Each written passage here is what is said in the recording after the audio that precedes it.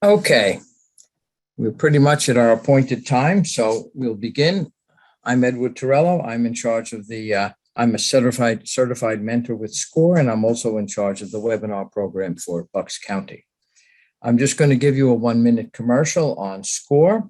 SCORE Bucks County, as you know, is part of a nationwide organization of 350 chapters. There are 13,000 mentors within those chapters.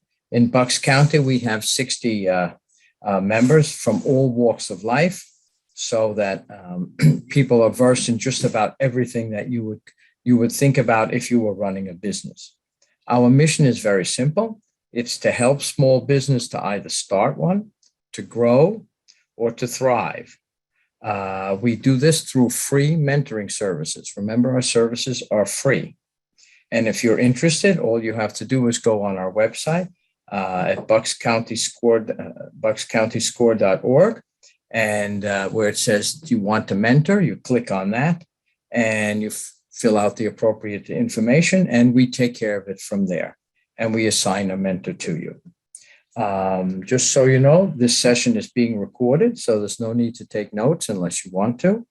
And you'll also receive a copy of the presentation and the slides at the end within about 2 hours or so. Please put your questions in the Q&A and not in the chat, as we prefer it that way. And put your questions in while Dr. Nagy is speaking, and then afterwards we will go over the questions with you. Okay, we are very fortunate today to have Dr. Chris Nagy, who going to make a presentation today on how to determine your success, starting with your why. I think if you looked at the doctor's credentials, you'll find that they're unbelievably good, and I think he'll be able to really lay this out for you. As you know, he's the transformational superintendent of schools in New Jersey, and actually running the Burlington County Institute of Technology and everything that goes with that. He has an ED, Educational Administration, a master's from Lehigh, a master's actually in theology from St. Thomas University in Rome, and a number of other degrees. The most important thing is, I think you'd find this extremely, extremely interesting. So with that, I'm going to turn it over to Dr. Chris, and he'll begin. Ed, thank you very, very much. Hello, everybody. Good morning. I'm very, I come to you with a different type of background, and so you'll see from the presentation today, hopefully that will draw in and give you some ideas on how it is to look at this experience within your particular worlds. You know, I come to you with international experience. I've lived in Italy, Rome in particular, for 7 years. I've been in administration for a number of years. I'm currently the superintendent of schools in a county system in Burlington County, both as for the Special Services School District, which is a separate school district, and then the Institute of Technology. I also serve on the board of directors for the Burlington County Regional Chamber of Commerce, working on business and educational partnerships. Why I also think this is important too is I do teach doctoral courses at Rider University, and I've also I've done a tremendous amount of writing. You're certainly welcome to visit the LinkedIn page where I have a number of my videos and or articles there. So I'm bringing some of those types of experiences to this particular presentation. So I'd like to kick things off, and first and foremost, I'd like to recognize Ed Torello, who is a revered friend, and I appreciate all the work that he's doing and his volunteerism and SCORE. I want to thank Steve Shilaba for working with me, giving this presentation today, and certainly for the technical support from Charlie Moore. So thank you to all of you gentlemen. Appreciate that very much.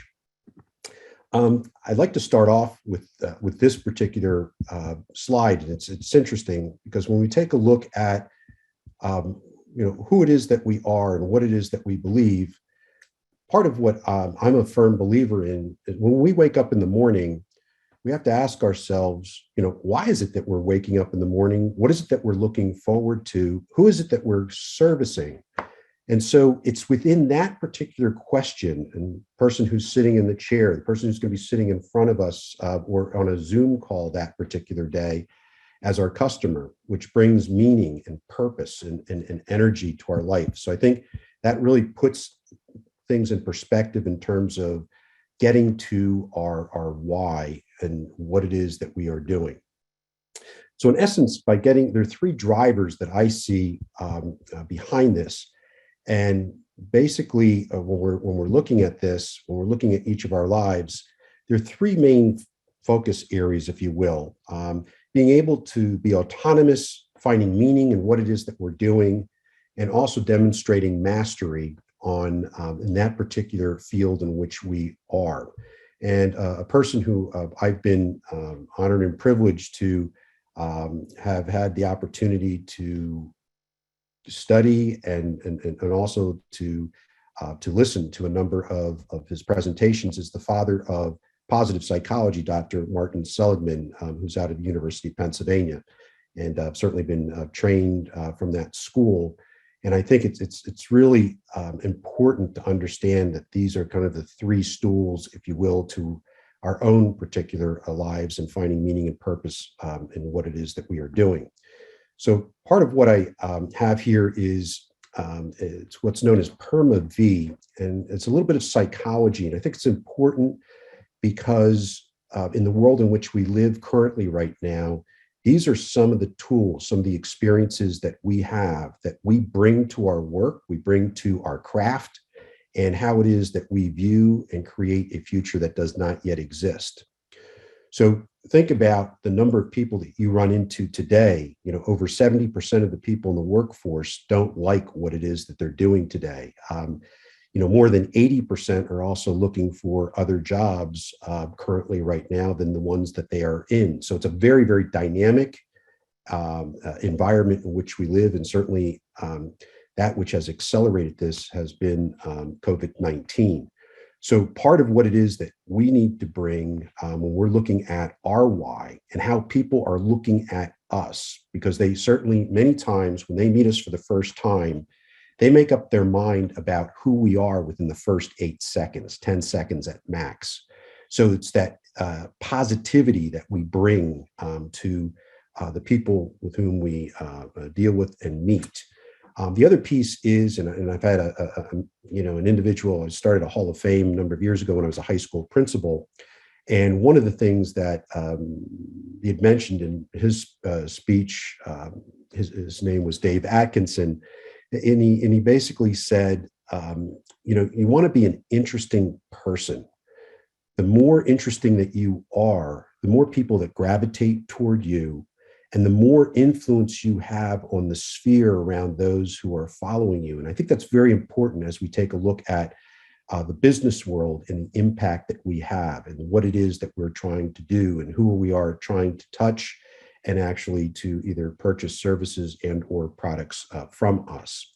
The other piece, and this was one of my mentors once told me that, life is a relationship. Everything is about building blocks, building relationships, connectivity, and sharing and that give and take in terms of relationships. And it's not just a one-way street. And there's a tremendous. There also, it sounds funny, but in positive psychology, you many times say that you think about your loved ones and people who that for those that actually provide 7 hugs a day, you actually are able to live about 3 years longer than you would normally do. And also positive people are individuals who and people who have a focus on staying with it, having that being able to persevere, that where luck and perseverance intersect for those people who continue to do that. And that also brings a meaning and purpose within what it is that we do. And certainly we also look at metrics within the business world and the achievement, what it is that we've been able to accomplish. Have we met our goals? Strategic planning and where we want to go in the future. And then last but not least, vitality. how is it that we take care of ourselves, our family, health and fitness, mental well-being is huge, especially during the pandemic.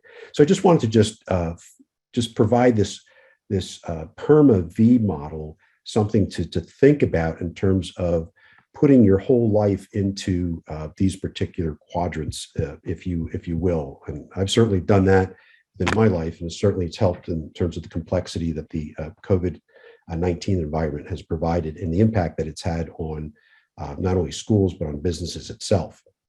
For those who are basketball fans, there's none other than John Wooden and the Pyramid of Success. And I thought I'd bring this to your attention, and certainly you'll have access to this. If you don't, you should probably have this in your office, your home office, or wherever you are.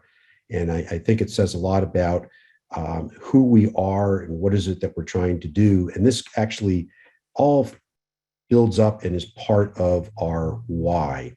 Many times I'll ask in an interview of a potential candidate, how do you measure success at the end of your first year? And I just like this quote very much from him, which you see right there. But success is peace of mind, which is a direct result of self-satisfaction and knowing that you made the effort to become the best which you are capable of, if you will. And that's one of the things that we're challenged to do, is to bring our very best each and every day. And that is certainly very challenging. So in essence, then, we're kind of reminded of that when, I take a look at John Maxwell, who is a business writer, and he focuses on strengths and challenges within an individual in the business world. And I think this says it all. Focus is 70% on strengths that we need to do, 25% on new things, and 5% on the areas of weakness. Many people focus a lot of their time on their weaknesses and become very, very anxious about that, when in fact they need to be focusing more on their strengths and focusing on creating new types of connections and looking at new things and the future. And I think it has a tremendous value within our lives. So a person who I have had the opportunity to work with personally, to meet when I was a superintendent of schools in North Jersey. I was making a presentation to my administrators as part of a summer retreat.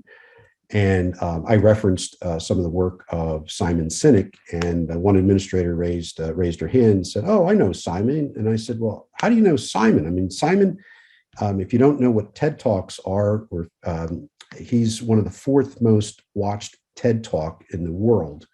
And he gets about $70,000 or $80,000 a day to present all around the world in businesses. And his first book was Start With Why. And I had the opportunity, the administrator said, "Yeah, I know Simon Sinek." And I said, "Well, how do you know Simon Sinek?" And she said, "We went to school together." And I said, "You went to school together? Where did you go to school?" And she said, "Well, right here." So here I was, the superintendent of schools of the Northern Valley School District up in Bergen County. And here, Simon Sinek was a graduate of our school district. So I said, "Hey, nothing to lose. I'm reaching out to Simon. I'm going to ask him if he wants to talk to the staff and the students." And lo and behold, talked to his publicist, and the rest was history. Had a chance to speak with him before he came to us. He agreed to come back to his alma mater, and he spent about a half hour with me before I spoke with anybody, before he spoke to the staff and students, to get down to my why. And what I thought was my why was very far from where he found my why to be. And I think that's why it's very important in this topic today. And what I'm going to try to do is to provide you with different ways to look at, giving you a way to put on a couple of different sets of eyeglasses, if you will, to look at your why and to keep that in mind as you are branching out, either on creating your business plan, or potentially looking at taking the next step to grow your business, taking it to that next level, or just taking a look at how is it that we could be a better businessman or woman. I'd like to, if you haven't seen this, it is a TED Talk, and These TED Talks are about 17 or 18 minutes long. I'm not going to play the whole thing, but I am going to do the first part of it because it's important. Because many times we, in business, we're thinking of the how and the what. We have a product and we want to make sure that we sell that product to other people. But in essence, he did a lot of consulting for Apple. And I think it's very thought-provoking and will give us a different way of looking at the world in which we migrate through on a day-to-day basis. So please join me for a few minutes, and then I will comment on this afterwards. And it's called, he focuses on what is known as the golden circle.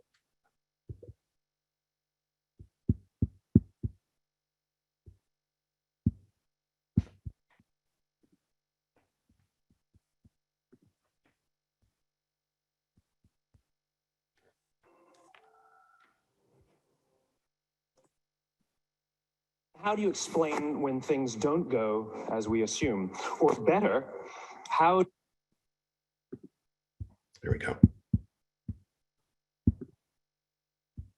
Do you explain when others are able to achieve things that seem to defy all of the assumptions? For example, why is Apple so innovative? Year after year after year after year, they're more innovative than all their competition. And yet they're just a computer company. They're just like everyone else. They have the same access to the same talent, the same agencies, the same consultants, the same media. Then why is it that they seem to have something different? Why is it that Martin Luther King led the civil rights movement? He wasn't the only man who suffered in a pre-civil rights America, and he certainly wasn't the only great orator of the day. Why him? And why is it that the Wright brothers were able to figure out controlled powered manned flight when there were certainly other teams who were better qualified, better funded, and they didn't achieve powered manned flight? The Wright brothers beat them to it. There's something else at play here. About 3.5 years ago, I made a discovery. And this discovery profoundly changed my view on how I thought the world worked, and it even profoundly changed the way in which I operated it. As it turns out, there's a pattern. As it turns out, all the great and inspiring leaders and organizations in the world, whether it's Apple or Martin Luther King or the Wright brothers, they all think, act, and communicate the exact same way, and it's the complete opposite to everyone else. All I did was codify it. And it's probably the world's simplest idea. I call it the golden circle.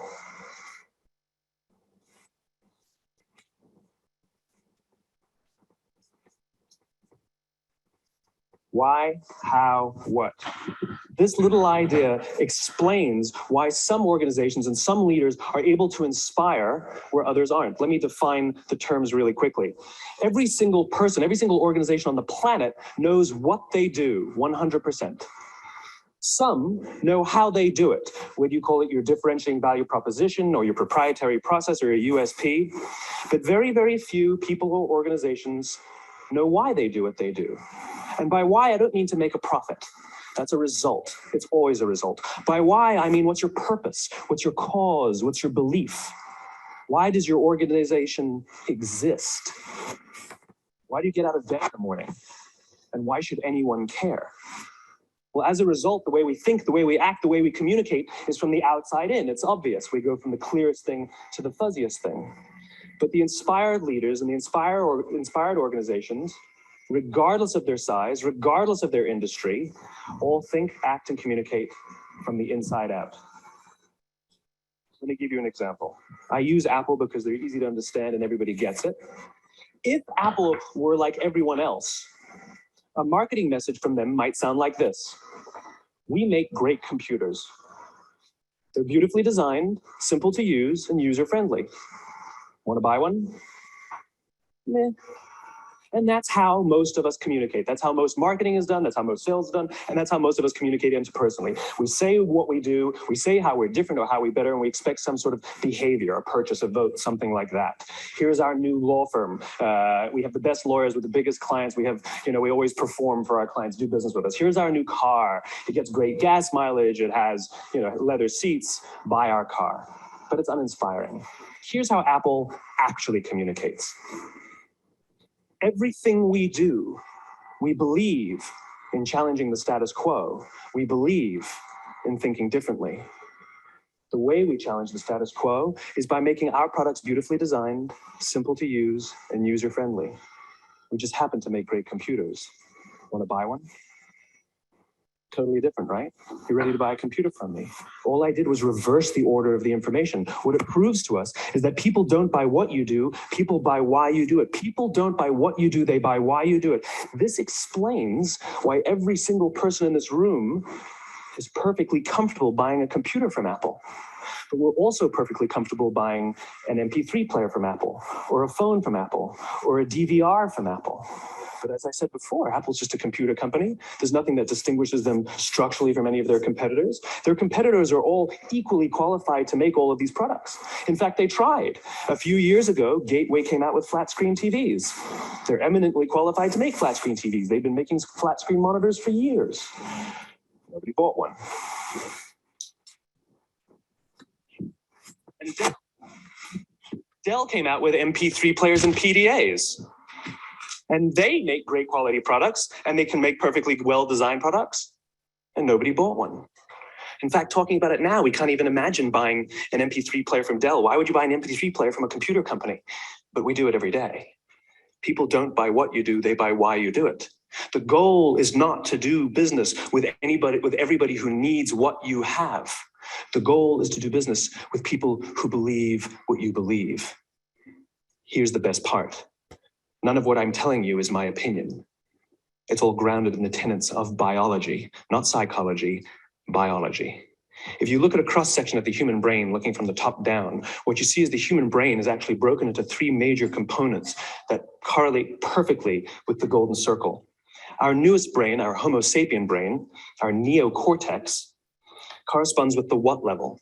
The neocortex is responsible for all of our rational and analytical thought and language. The middle two sections make up our limbic brains, and our limbic brains are responsible for all of our feelings, like trust and loyalty. It's also responsible for all human behavior, all decision-making, and it has no capacity for language. In other words, when we communicate from the outside in, yes, people can understand vast amounts of complicated information like features and benefits and facts and figures. It just doesn't drive behavior. When we communicate from the inside out, we're talking directly to the part of the brain that controls behavior, and then we allow people to rationalize it with the tangible things we say and do. This is where gut decisions come from. You know, sometimes you can give somebody all the facts and your figures and they say, I know what all the facts and details say, but it just doesn't feel right. Why would we use that verb? It doesn't feel right, because the part of the brain that controls decision-making doesn't control language. And the best we can muster up is, I don't know, it just doesn't feel right. Or sometimes you say you're leading with your heart or you're leading with your soul. Well, I hate to break it to you, those aren't other body parts controlling your behavior. It's all happening here in your limbic brain, the part of the brain that controls decision-making and not language.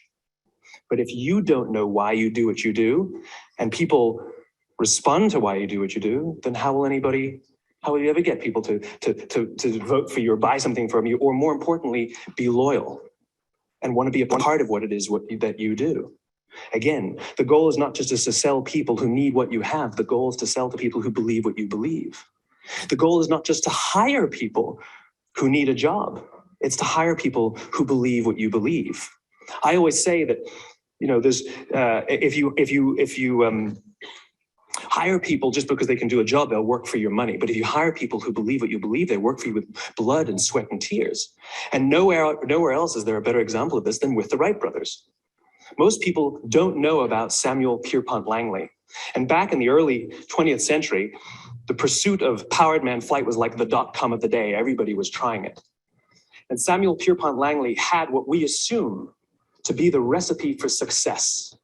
I mean, even now, you ask people, why did your product or why did your company fail? And people always give you the same permutation of the same three things. Undercapitalized, the wrong people, bad market conditions. It's always the same three things. So let's explore that.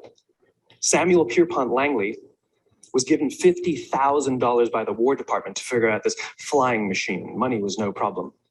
He held a seat at Harvard and worked at the Smithsonian and was extremely well connected. He knew all the big minds of the day. He hired the best minds money could find, and the market conditions were fantastic. The New York Times followed him around everywhere, and everyone was rooting for Langley. And how come we've never heard of Samuel Pierpont Langley? A few hundred miles away in Dayton, Ohio, Orville and Wilbur Wright. They had none of what we consider to be the recipe for success. They had no money. They paid for their dream with the proceeds from their bicycle shop. Not a single person on the Wright brothers team had a college education, not even Orville or Wilbur. And the New York Times followed them around nowhere. The difference was Orville and Wilbur were driven by a cause, by a purpose, by a belief. They believed that if they could figure out this flying machine, it'll change the course of the world. Samuel Pierpont Langley was different. He wanted to be rich and he wanted to be famous. He was in pursuit of the result. He was in pursuit of the riches. And lo and behold, look what happened. The people who believed in the Wright brothers' dream worked with them with blood and sweat and tears. The others just worked for the paycheck. And they tell stories of how every time the Wright brothers went out, they would have to take 5 sets of parts because that's how many times they would crash before they came in for supper.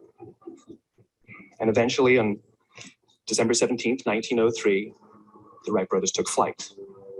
And no one was there to even experience it. We found out about it a few days later. And further proof that Langley was motivated by the wrong thing, the day the Wright brothers took flight, he quit. He could have said, that's an amazing discovery, guys, and I will improve upon your technology. But he didn't. He wasn't first. He didn't get rich. He didn't get famous. So he quit. People don't buy what you do, they buy why you do it. And if you talk about what you believe, you will attract those who believe what you believe. Well, why is it important to attract those who believe what you believe? Something called the law of diffusion of innovation. And if you don't know the law, you definitely know the terminology. The first 2.5% of our population are our innovators. The next 13.5% of our population are our early adopters. The next 34% are your early majority, your late majority, and your laggards. The only reason these people buy touch-tone phones is because you can't buy rotary phones anymore. We all sit at various places at various times on the scale, but what the law of diffusion of innovation tells us is that if you want mass market success or mass market acceptance of an idea, you cannot have it until you achieve this tipping point between 15 and 18% market penetration. And then the system tips. And I love asking businesses, what's your conversion on new business? And they love to tell you, oh, it's about 10% proudly. Well, you can trip over 10% of the customers. We all have about 10% who just get it. That's how we describe them, right? That's like that gut feeling. Oh, they just get it. The problem is, how do you find the ones that just get it before you're doing business with them versus the ones who don't get it? So it's this here, this little gap that you have to close, as Jeffrey Moore calls it, crossing the chasm. Because you see, the early majority will not try something until someone else has tried it first. And these guys, the innovators and the early adopters, they're comfortable making those gut decisions. They're more comfortable making those intuitive decisions that are driven by what they believe about the world, and not just what product is available.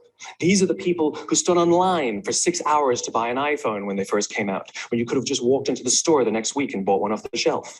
These are the people who spent $40,000 on flat screen TVs when they first came out, even though the technology was substandard. And by the way, they didn't do it because the technology was so great. They did it for themselves. It's because they wanted to be first. People don't buy what you do, they buy why you do it. And what you do simply proves what you believe. In fact, people will do the things that prove what they believe. The reason that person bought the iPhone in the first 6 hours, or stood in line for 6 hours, was because of what they believed about the world and how they wanted everybody to see them. They were first. People don't buy what you do, they buy why you do it. So let me give you a famous example, a famous failure and a famous success of the law of diffusion of innovation. First, the famous failure. It's a commercial example. As we said before a second ago, the recipe for success is money and the right people and the right marketing conditions, right? You should have success then. Look at TiVo. From the time TiVo came out about 8 or 9 years ago to this current day, they are the single highest quality product on the market. Hands down, there is no dispute. They were extremely well-funded. Market conditions were fantastic. I mean, we use TiVo as a verb. I TiVo stuff on my piece of junk Time Warner DVR all the time. But TiVo's a commercial failure. They've never made money. And when they went IPO, their stock was at about $30 or $40, then plummeted, and it's never traded above 10. In fact, I don't think it's even traded above 6, except for a couple of little spikes.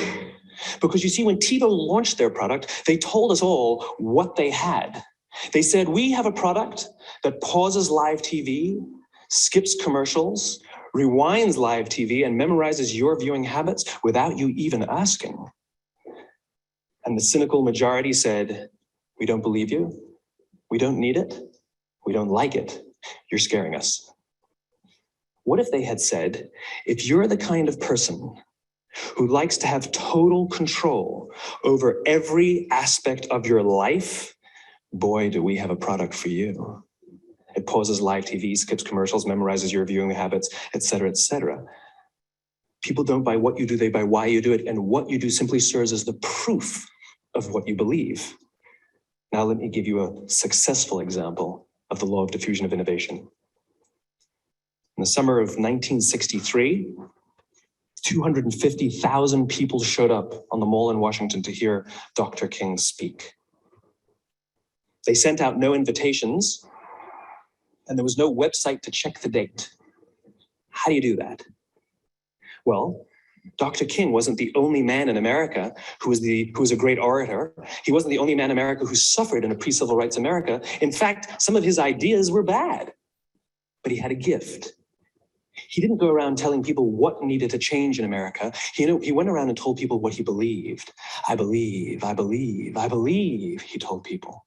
And people who believed what he believed took his cause and they made it their own, and they told people. And some of those people created structures to get the word out to even more people. And lo and behold, 250,000 people showed up on the right day, on the right time to hear him speak. How many of them showed up for him? 0. They showed up for themselves. It's what they believed about America that got them to travel on a bus for 8 hours to stand in the sun in Washington in the middle of August. It's what they believed. And it wasn't about black versus white. 25% of the audience was white. Dr. King believed that there are 2 types of laws in this world, those that are made by a higher authority and those that are made by man. And not until all the laws that are made by man are consistent with the laws that are made by the higher authority will we live in a just world. It just so happens that the civil rights movement was the perfect thing to help him bring his cause to life. We followed not for him, but for ourselves. And by the way, he gave the I have a dream speech, not the I have a plan speech. Listen to politicians now with their comprehensive 12-point plans. They're not inspiring anybody. Because there are leaders and there are those who lead. Leaders hold a position of power or authority, but those who lead inspire us. Whether they're individuals or organizations, we follow those who lead, not because we have to, but because we want to. We follow those who lead, not for them, but for ourselves. I'm going to stop this here, but this says a lot about what it is that we're supporting currently right now. And that basically is taking a look at why it is that we do what we do. It's so important. And despite there are companies, when you take a look at companies right now that are failing, a lot of that has to do with the fact that they're trying to be something other than who they originally wanted to be and the mission and the focus that they have. And so they've lost their why. And so that's the reason why this is really, really important, no pun intended, but why it's called the golden circle, in the fact that, you have to have a purpose, a cause, and the energy that goes into that is what attracts those other individuals to follow and to be interested, and then to spread the word, and then ultimately getting to that what at the end of the circle. And I thought I spent a little bit of time on this and wanted everybody to see this. And you're certainly welcome to go back and to see that again. And it's a TED Talk. It's available if you Google it, and certainly many others. And he's written a number of other books. But part of this is to focus on the why. And it's so important. And we need to remind ourselves of getting to that particular point. I'll talk a little bit more about that in our time together today. Simon Sinek also wrote another book, and and this is his one of his more recent books that came out, and he's talking about finite thinking versus infinite thinking, or having the infinite type of mindset. And the reason why I bring this up as a sequel to this is the fact that in business, we many times are thinking in finite terms. We're trying to look at, what is it that our metrics, what is it that we're making, how much do we make, etc.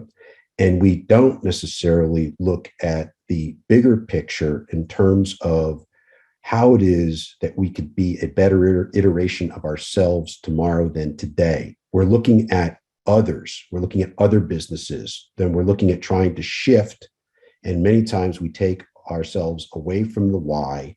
We get into the finite thinking in terms of the end game, when in fact we need to be looking out past that and to say, where is it that we can transform our company, our particular role, into that next level. Just take a quick look. It's about a 4-minute clip.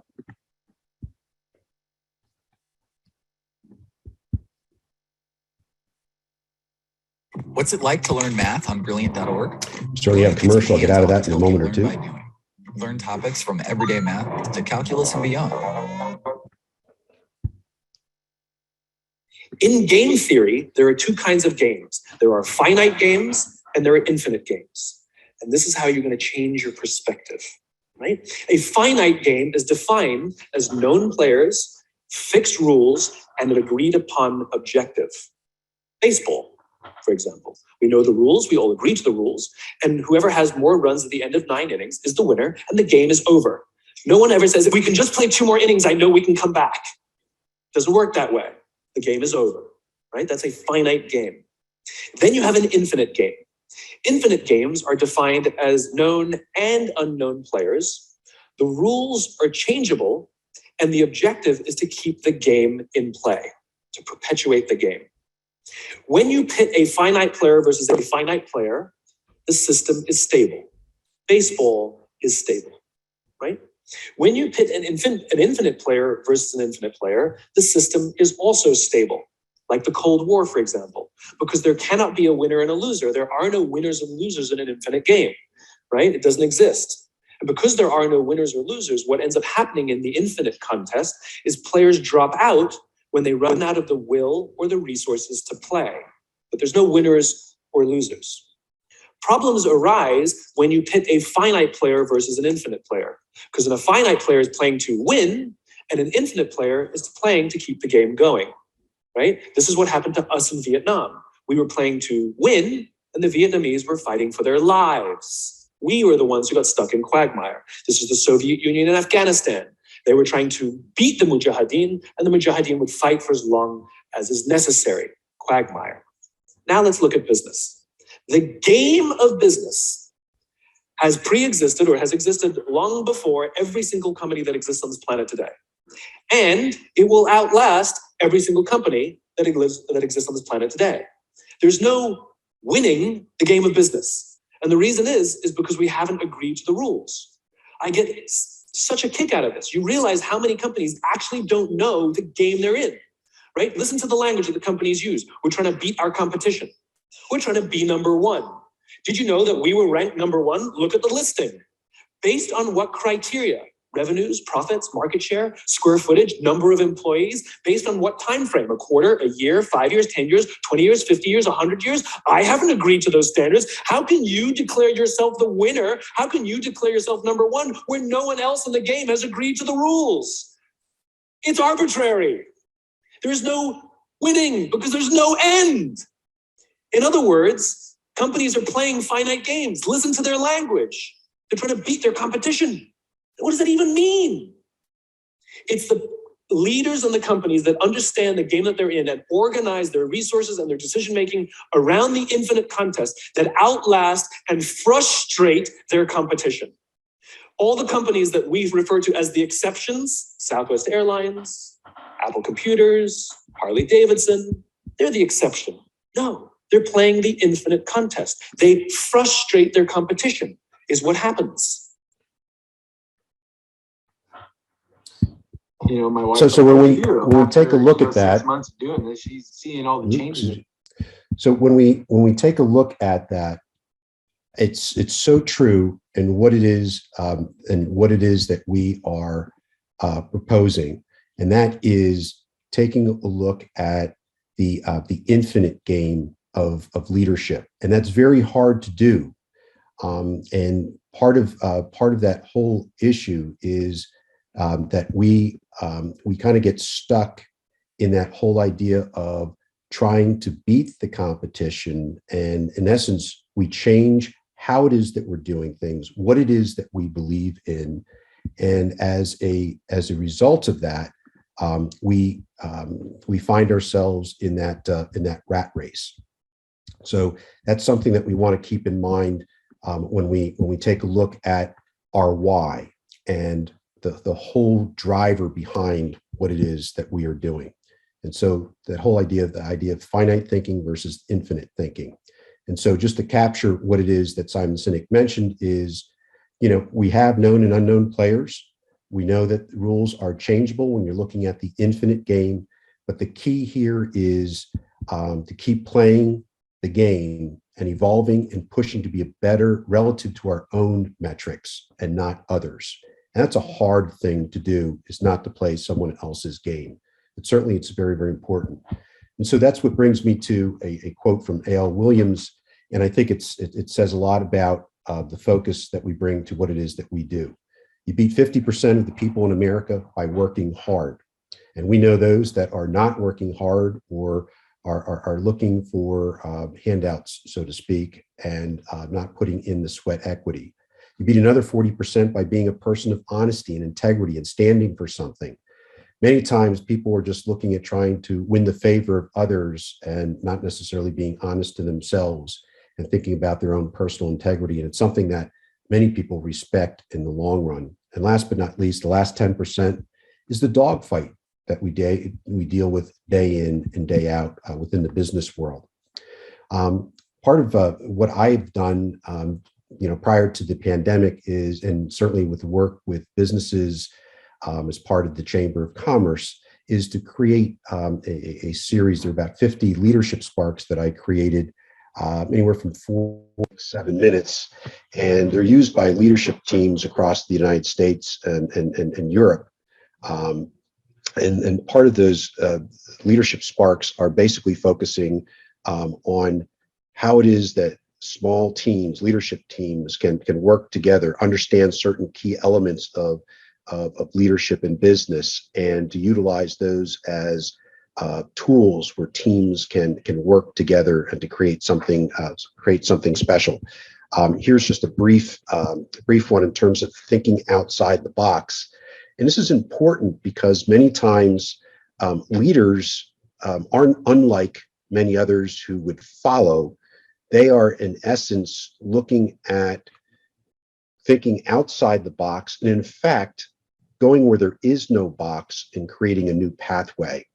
And so just enjoy just a few moments of this, kind of give you a different perspective. Leaders and part of the work that we do is not linear. And I think that's very important in terms of how it is that we want to build a future that does not yet exist.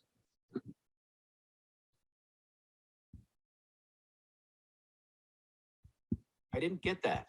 Could you try again? Put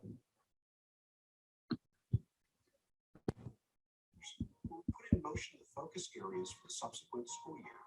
For businesses, it may be a midpoint of the fiscal year. It's a time to check progress relative to metrics put in place for the year. It's also a time to ask, how can we be linchpins for organizations to create greater value for those organizations?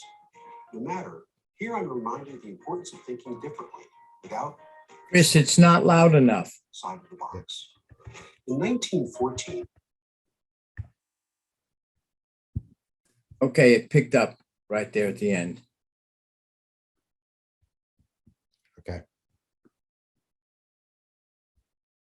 Dan Lloyd released Encyclopedia of Puzzles, in which he identified a 9-dot problem found behind me, in which an individual was challenged to think outside the box of the 9 dots and to draw 4 lines. On those 4 lines, they were connected all the dots without lifting the pen or pencil. And the exercise decreased to 3 lines without lifting the pencil or pen. Take a moment to look.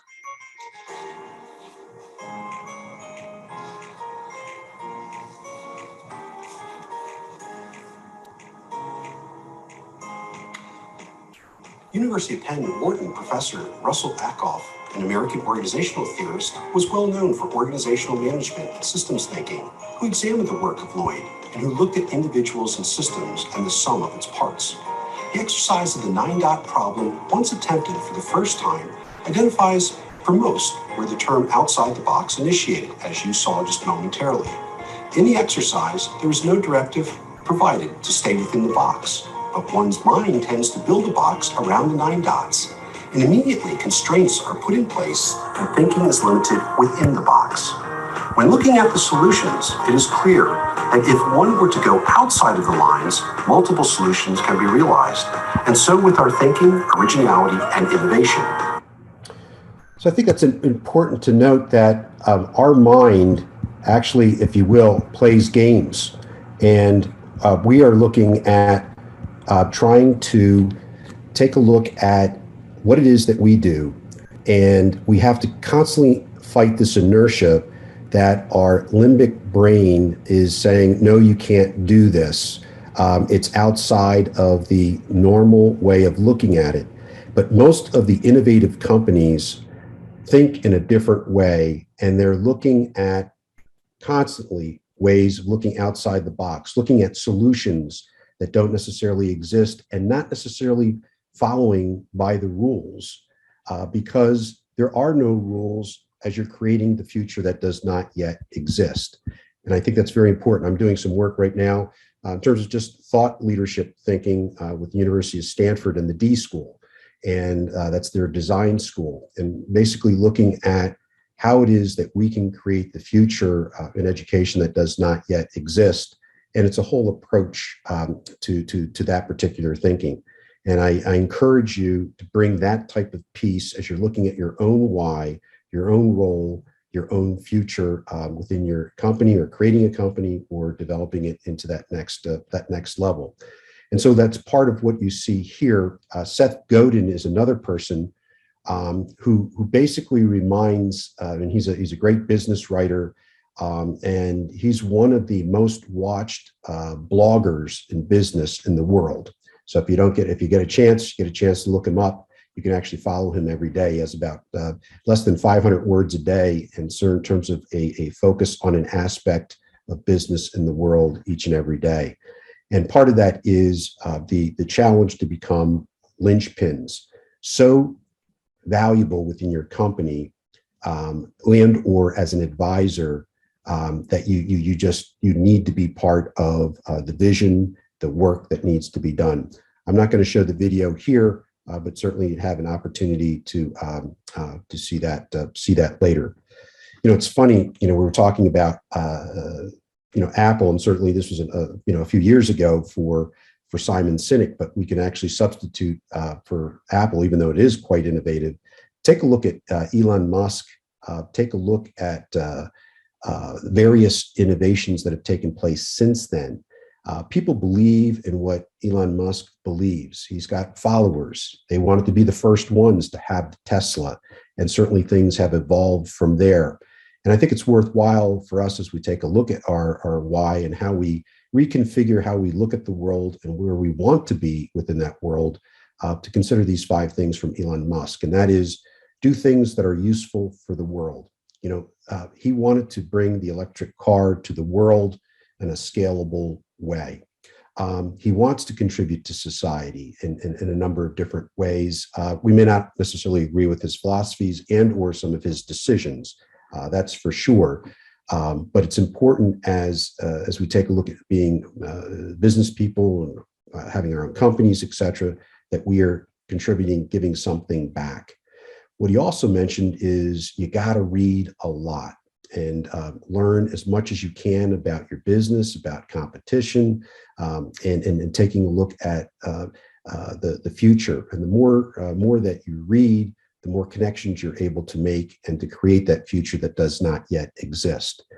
And something that seems so simple, but yet many times we're proud and we don't want to ask people for their ideas, what they think, throwing out some ideas, testing those ideas. And we might be afraid of rejection. We might be afraid of the criticism that we might receive. But it's from that we define our why and where we want to go and what we want to do, which is extremely important. And putting time into this area provides a tremendous fruits, if you will, for that process. And many times you could tell a person by who they are by the types of questions that they ask. And I think that's something that I spend a great deal of time in doing.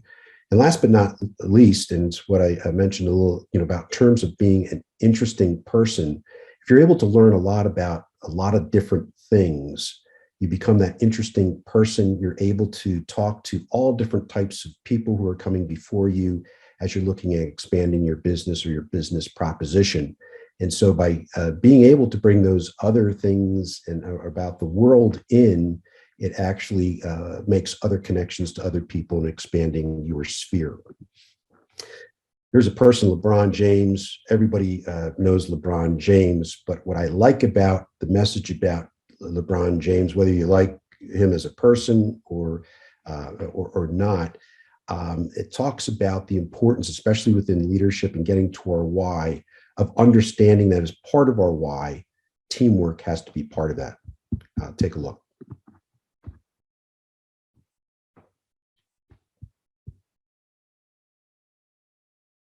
What if you could get rid of your kitchen garbage at the push of a button?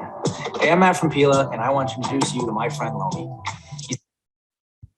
Once he released the ball, now we go into a two-way jump. So as soon as he throw the ball, you just shrink the floor. LeBron is a basketball savant. I'm going up. Hey, if I got it on the slice, you can't post it. A guy whose greatness is in his ability to bring out others' greatness. Run wide, don't run and fill it in the paint. His evolution as a leader over just this season alone has been really impressive. What we do, how we define ourselves will happen tonight, dog. Don't worry about the future. Don't worry about the past. All about the present. All right, squad on through.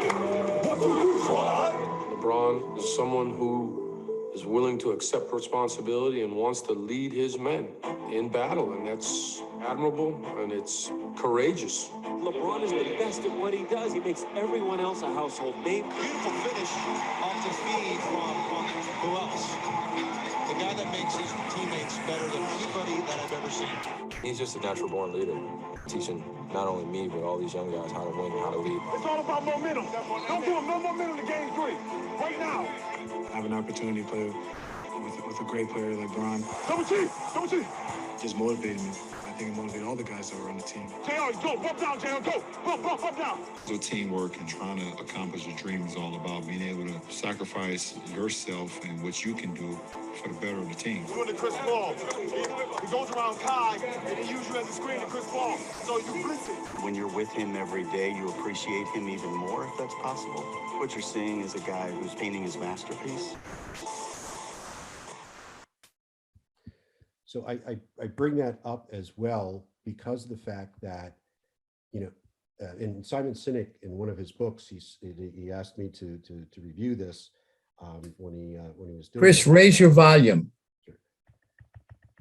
Leaders Eat Last is one of the books that Simon Sinek has written, and it says a lot about leadership. That many times leaders have to take a look at their own employees and they have to sacrifice in order to make them better people and to bring the whole company and or the vision to a bigger and better place. So moving on, that brings me to Bill Russell.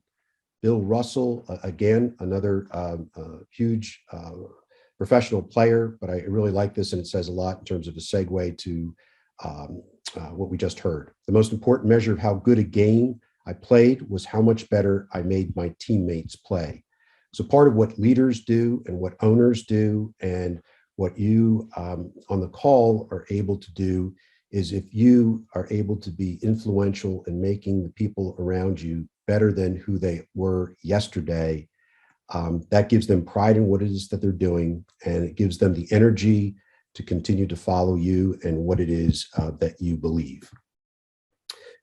This next piece, just a short clip, it's on the 4 C's of a great team member. So we were talking about leadership, we were talking about being a good team member, and leaders making team members better iterations of themselves. But just take a look at this for a real short clip.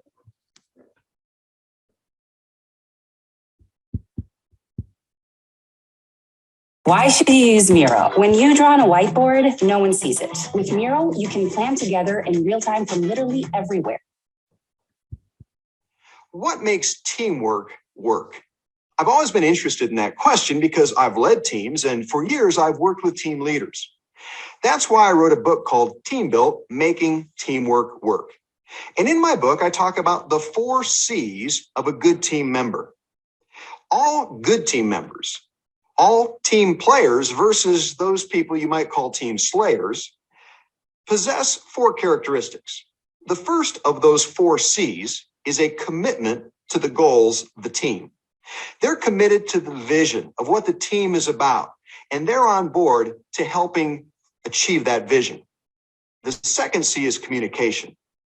You know, information is power, and one of the ways that people wield power over others is by withholding information. That simply can't be the case in a good team. Good team players are willing to communicate and to share information that other team members need. Now, the third C is cooperation. That's a willingness to work together. That means that you can't put up with people who are what I call the lone rangers of teamwork. They're the people who say, look, I'll just do a good job, leave me alone. They need to understand they are interdependent with other team members, and that the success of the team is based on their willingness to cooperate. And finally, the 4th C is contribution. People have to create results. Good intentions aren't enough. And one of the ways that you can evaluate whether or not someone is a team player or a team slayer is by looking at their commitment, their communication, their cooperation, and their contribution. And again, I wanted to use this as a quick tool as we take a look at what it is that we value, and the others then value that as well. We're only as good as the team that we build and the people who surround us to accomplish what it is that the mission is. Excuse me.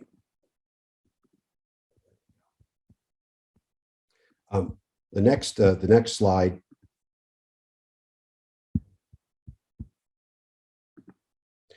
is this. If you haven't read this book, I think it's a great one.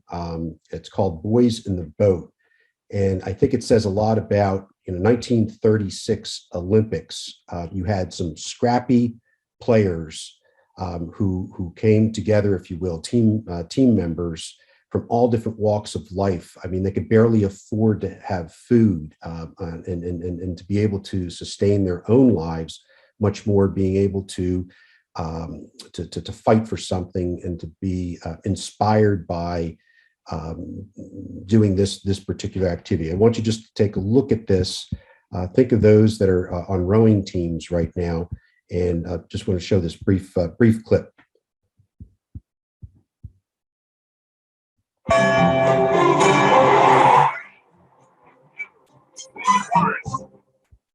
In 1936, as the Nazis prepared to stage the Summer Olympics in Germany, 9 working-class boys in the American Northwest nurtured an impossible dream.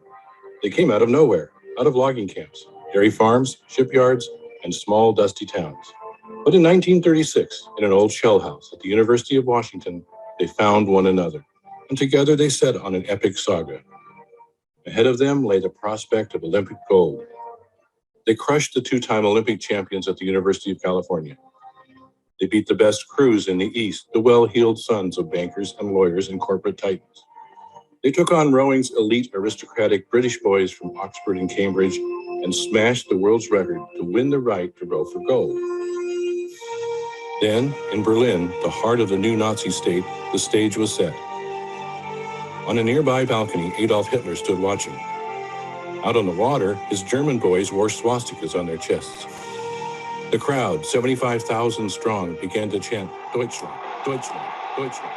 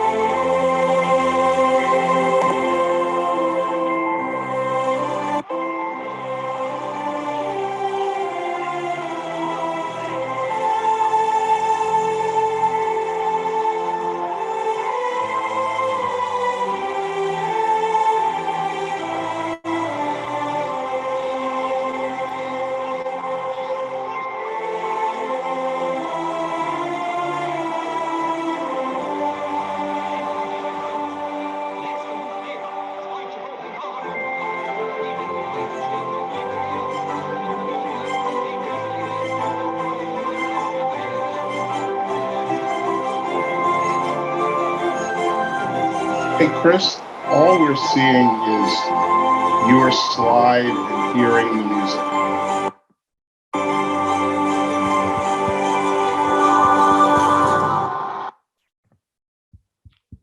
Thank you. So if you have an opportunity to see this film, this clip, it's certainly worthwhile. The book for sure, but basically what it's saying is each and every one of these members on the rowing team, they're only as good as they are working in tandem with one another. And they had to learn that the hard way and through a lot of times and trials. And I think that's what it is about the whole idea of business. If you're able as the leader to get everyone to work off of one another's strengths and to become a working unit together, you can accomplish a lot of things. And that is something that why I wanted to bring this slide up. And real quickly, in terms of leadership, again, these are other business leaders, but take a look on the left-hand side of the slide and what it is that we really need to keep in mind as we are looking at our own why and what it is that we're doing. We need to model the way. We need to inspire that shared vision, much like you just saw the boys in the boat. We need to challenge the process and to listen to what other people have to say and some of the questions that they might have that might be able to help us to refine what it is that we're doing. We need to be able to enable others to act and be better iterations of themselves and to find pride in what it is that they're doing. And most particularly, we need to inspire them to bring heart to what it is that they are doing and being part of the team. Steve Jobs, as we all know, is now deceased, but he said, and his favorite were the four Beatles. The total of the four Beatles was greater than the sum of the parts. Great things in business are not done by one person, they're done by a team of people. And I think that's something, the energy we need to bring to us. And last but not least, I want to share this with you. I shared with my staff and with our students this past year as a motivational piece, and in essence, to provide us with a reset. If we look today at the world in which we live as a boiling pot of water, with polarization, with people who are angry, anxious. We take a look at within our own business worlds, working remotely, working in person, COVID-19, family time, balance, all of these things. It's like being in a pot of boiling water. These authors basically, and I brought Damon West to my staff, and basically the question is this: if you can imagine a carrot being dropped into boiling water, what happens over a few minutes? The carrot becomes soft. Sometimes in our life and where we currently are right now, we might have that tendency to want to give up. We've been so beaten down. We've had so many times when we have failed to get to our metrics or wherever we are. And so we just become that laissez-faire type of person who just kind of give up, like the carrot. Or the egg. If you drop the egg in the water, what happens over time? It becomes hard. Many times, because of all these opposing forces and where we find ourselves, we could become hardened of heart. And as a result of that, we actually bring that edge to what it is that we're doing and potentially lose customers as a result, or we have the failure to listen because we're so interested in having other people listen to what it is that we have to say. And just think of the people that you've been cut off or angry on the road, etc. Again, different types of, and at any time we could be a carrot or an egg. Or think about the coffee bean, however, a little bit different. The coffee bean, when it's dropped in water, and if you have many coffee beans, what happens around the coffee bean? The water becomes dark. It becomes coffee. You have a nice aroma. And in essence, the coffee bean itself doesn't change, but it changes the environment around it from the inside out. That's what we're called to be. And that's what leaders are. That's what business leaders are, as they create the vision. They want to be the coffee beans. But at any given time, we could be a carrot and egg, or we could be the coffee bean. And so we have the time to reset where we are at any given time, particularly as leadership. And I use this as the end of the presentation because this is what we can control, and this is what we can reset at any given time. It's a great tool, and you're certainly welcome to read the book. Last but not least, I'm a Lou Holtz and Notre Dame fan, so put up with me if you can. But I wanted to read this because it talks about the value of significance and the impact that we can have as leaders and business people, and how we can actually be remembered for a long period of time. Coaching gives one a chance to be successful as well as significant. The difference between those two is that when you die, your success comes to an end. When you are significant, you continue to help others be successful long after you're gone. Significance lasts many lifetimes. That is why people teach, why people lead, and why people coach. And I just wanted to leave you with that. And I want to thank you very much and remind us that we all have the role and responsibility to inspire, lead, and deliver. So Ed, thank you very much. Turn that over for questions. Thank you, Chris. Excellent presentation. I hopefully people got a lot out of it. I was just wondering, so I'm running a small business and I've just seen this presentation and I've got a handful of workers. So I like what was said about working together as a team, etc. How do I sit down with my employees and sort of instill some of this into them? What do I tell them? It's a great question. So part of what leaders do, and the successful ones, are they create the leadership teams. And so part of that is being transparent, in essence, and it's very hard to do, but to say, this is what I see, this is what I believe, much what Simon Sinek was saying, and to bring that passion to that particular vision. And then to say, I've had some setbacks. This is going to be challenging work, but I'm going to be there for you to support you. We're going to have some failures, but we're going to pick ourselves up. We're going to learn from those. We need to be able to trust one another. We need to be able to have some of those values that on some of the slides that were shared, and to be able to have conversations on a regular basis in terms of a transparency, what they're encountering, and that the leaders need to be there to help them. If they know that they can trust that leader, they will go to the highest mountain and they will do what it is that they need to do in order to see the success of the leader and of the organization. So I've got a group of customers and I've got a number of employees, and I'm trying to get the employees to interact more with the customers, but how do I instill them in what they should be saying to the customers? It's not just, oh, buy our product, but I saw some of the stuff that they said and how you reposition what you're saying. What do I do to sort of practically sit down with them? It's an interesting question, and I think it comes up with, there would be the typical way that you would approach it, saying, this is what I have to sell, etc. The other one is, what keeps you up at night?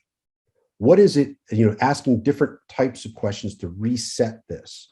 The other piece is, how is it that we could help you?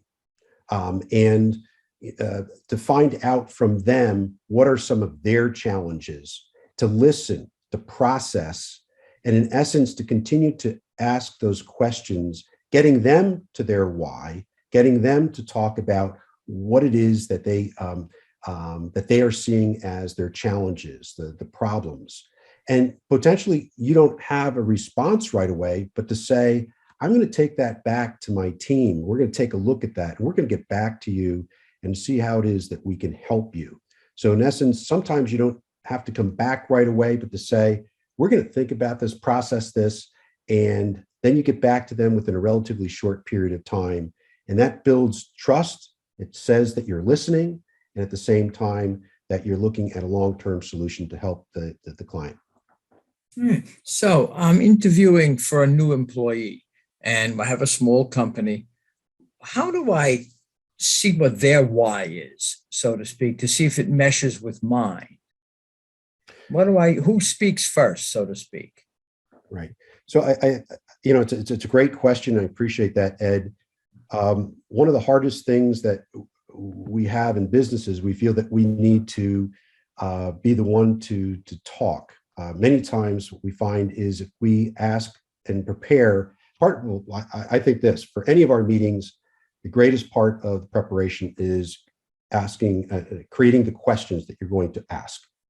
And part of that is having a set of a number of different questions of the individuals with whom they're meeting, and to be able to ask those questions and allow them to elaborate on those particular questions. So I think, number one, that's a strategy.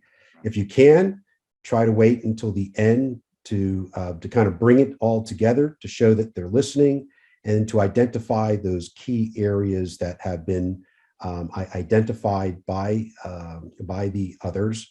And then based upon the particular business that they're bringing to the table, to say that I think we have some possible options for you to be able to address these particular issues based upon the questions that have been asked during that particular time.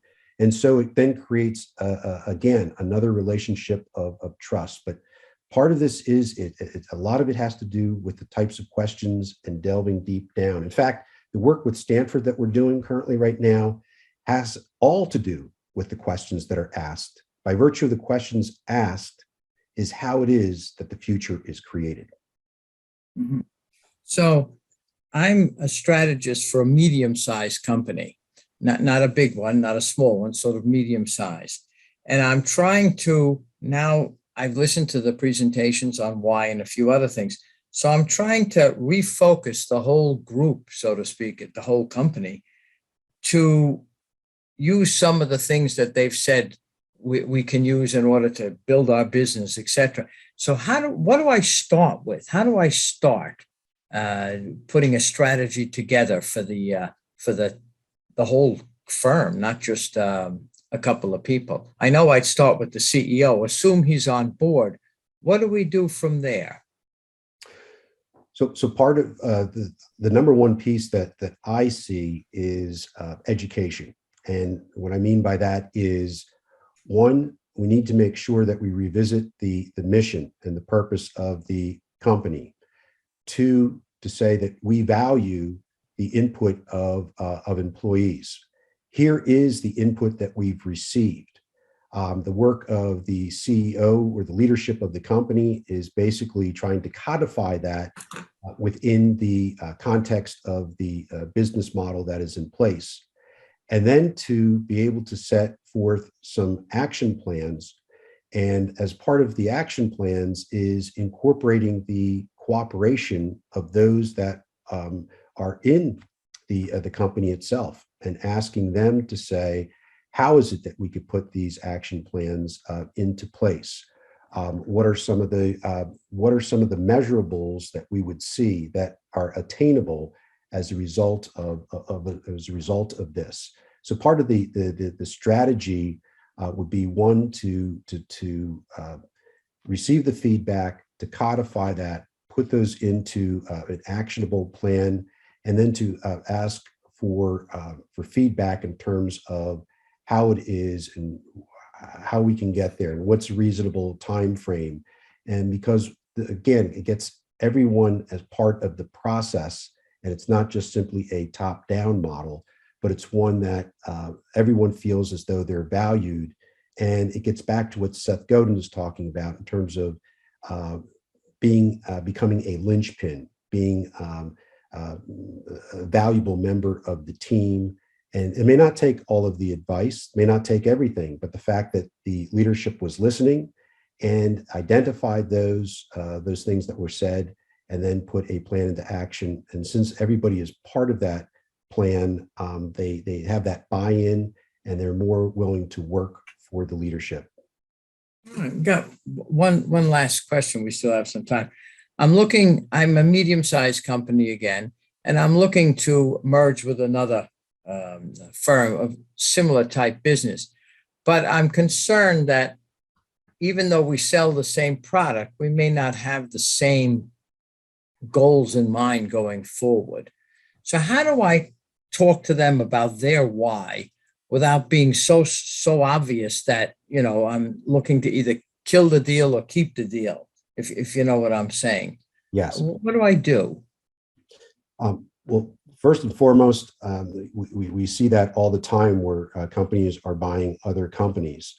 The successful ones are those that are trying to understand the culture of that particular organization. And it takes a lot of effort to be able to understand what the culture is of that particular organization. Certainly there are back office things that and efficiencies that can be developed. But part of it is trying to merge the workforce and the respective cultures. There are different types of exercises that can be done to be able to identify what those key value structures are within the organization, and then to be able to create a joint value structure and mission, which is then adopted by the organization. And part of that is having conversations about what's working, what's not working, and what are those areas where the company can grow. And that's for the top management to listen and to incorporate that into the whole idea and the adaptation of the joint culture. But that is a challenge when you have mergers of companies. But there also has to be a number of different conversations at different levels to assess what worked well, what are some of those concerns, and if things were moving forward, what would they change if they could change anything, and then to be able to have leadership that would be willing to listen to that as part of their overall focus, outside of the certain savings and efficiencies that are developed as you're trying to merge a culture, people, and being able to value the people that are within the company and to build upon each other's strengths. Well, thank you. We're right at our appointed time. So first, I want to thank you very, very much for a very informative presentation. As you know, all of these presentations are put in our library, and then folks actually access them. And we find that really helps. We've got about 50 or 60 or 70 of these already in our library, and more to come. So thank you again. We really appreciate it. And I'll see you when you get back. And with that, we'll say it's time to sign off, and we'll see everyone on the 9th of, yes, on the, We'll be seeing everyone shortly. Yeah, we'll be seeing everyone on August the 9th, giving everyone a little chance for a vacation. When we have, what if your digital marketing success plan, what is it? And Donna Abadi will go over this in great detail. So thank you very much for all of you joining in today. And thank you, Dr. Chris, and we'll talk to you soon. Take care. Everyone.